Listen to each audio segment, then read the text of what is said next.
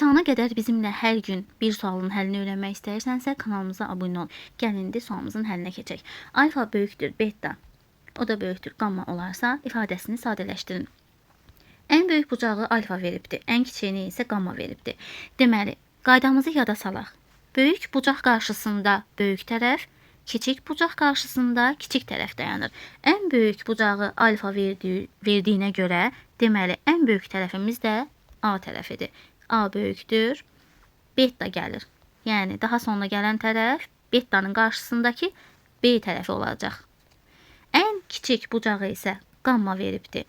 Deməli, elə ən kiçik tərəf də C tərəfi olacaq. A böyükdür B-dən, o da böyükdür C-dən. Tərəflər arasındakı əlaqəmiz bu şəkildədir. Gəlin modulları açaq. A çıxılsın C. A C-dən böyük olduğu üçün böyük ədəddən kiçiyi çıxanda müsbət olacaq içərisinin işarəsi. C çıxılsın B. Mütləq şəkildə birinci işarələri təyin etməliyik. Açmazdan qabaq. C çıxılsın B. C B-dən kiçikdir. Kiçikdən böyük çıxanda mənfi eləyir. İşarəsi mənfidir. B çıxılsın A. B A-dan kiçikdir. A böyükdür, yəni. B-dən A-nı çıxanda yenə mənfidir işarəsi. Deməli, biz bilirik ki, moduldan mənfi ədəd çıxa bilməz. Buna görə bunu açdığımız zaman C çıxılsın B şəklində çıxarda bilmərik. Əks ilə çıxartmalıyıq, əks şəkildə. Yəni, B çıxılsın C. Gəlin, indi açaq. A çıxılsın C müsbət olduğu üçün olduğu şəkildə çıxır. A çıxılsın C. Üstə gəlinsin. C çıxılsın B mənfidir. Əks ilə çıxdığı zaman B çıxılsın C olacaq. Qarşıda mənfi var.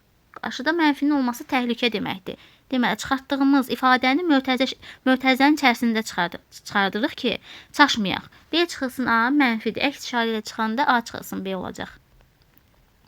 Gəlin, indi baxaq. Bərabərdir. Hələ ki, heç nəyə toxunmayaq.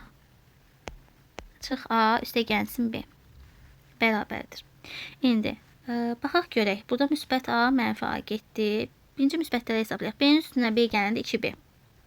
Mənfi C çıxılsın C, eləcək 2C, mənfi 2C. 2B çıxılsın 2C. Hansı variantda var? D bəndində.